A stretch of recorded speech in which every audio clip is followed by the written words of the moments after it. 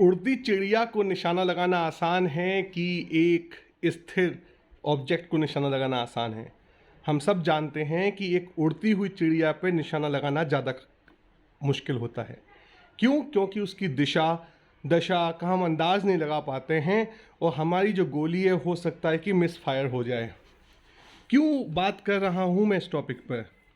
देखिए, संवाद, कम्युनिकेशन, एक दूसरे से जो बातचीत करते हैं, ये मनुष्य का एक बहुत ही महत्वपूर्ण गुण है। कल मैं बच्ची के साथ एक चैप्टर पढ़ रहा था, सर्वाइवल एंड एडेप्टेशन। उसमें कम्युनिकेशन को एडेप्टेशन में रखा गया है कि कम्युनिकेशन इंसान को एडेप्ट करने में, जो नई नई सिचुएशन हमारे जीवन में आती हैं उसमें एडेप्ट करने में बहुत फ़ायदा करती हैं। आज दिक्कत क्या हो रही है? अच्छा, दिक्कत के पहले बताते हैं पहले कैसा होता था।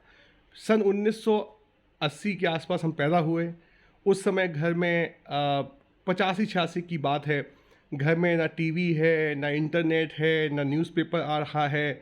जब पिताजी ऑफिस से आते थे तो 1-2 घंटे तक हम लोगों को उस समय लग जाता था उनका मूड जांचने में कि उनका मूड कैसा है।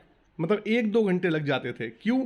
क्योंकि वो शांत बैठे हुए हैं, ऑफिस से आए हुए हैं, हमें पता नहीं कि मूड कैसा है, क्योंकि मूड पे बहुत डिपेंड करता है पिताजी की हमने क्या बोला उनसे और उसकी क्या प्रतिक्रिया होगी।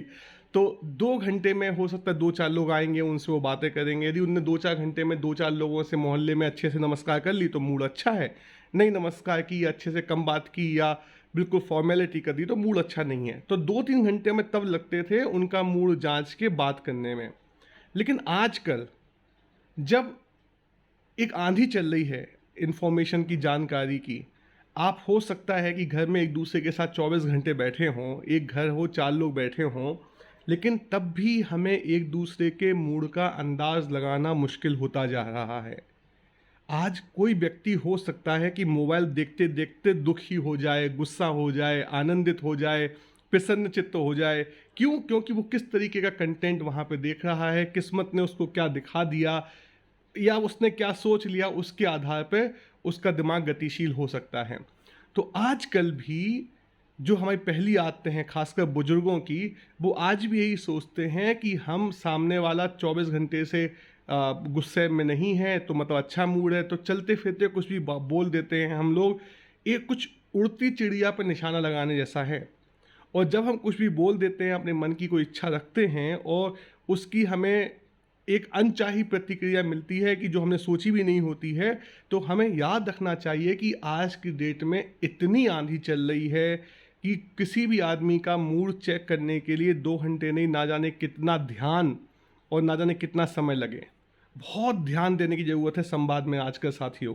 अपने मन की कोई भी इच्छा है, कोई भी गहरी बात है, ये याद रखिए, जो भी कम्युनिकेशन करते हैं, क्यों करते हैं? अपनी बात को सामने वाले के दिल तक पहुंचाने के लिए, दिमाग तक पहुंचाने के लिए ना।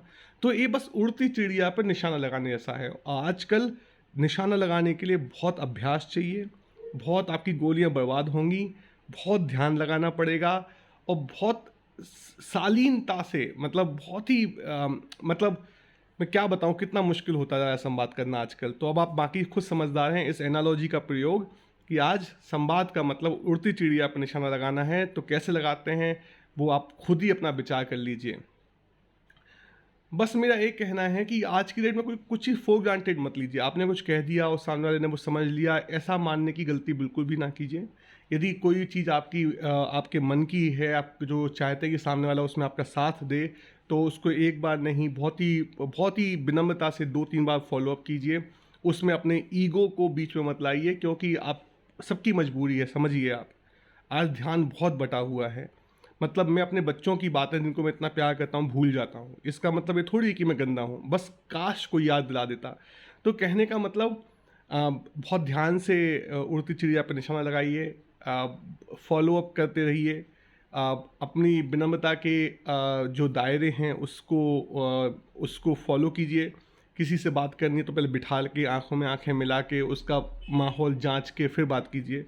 मेरे ख्याल से आज की डेट में जितने भी पुरुष हैं उनको ये बात अपनी पुरानी जो महिलाएं होती थी इंटरनेट के पहले वाली महिलाएं, उनसे सीखना चाहिए। मुझे लगता है कि उड़ती चिड़िया पर निशाना लगाने का महिलाओं का अभ्यास सदियों का है, क्योंकि मनुष्य तो, पुरुष तो चंचल प्रवृत्ति का कभी ये कभी वो करता रहता था। तो पुरुष के साथ बात करने के लिए महिला किस तरीके से संवाद कायम करती थी, नज़ाकत के साथ, समझ के साथ, उनसे बहुत सीखने की ज़रूरत है। तेरा तुझको अर्पण।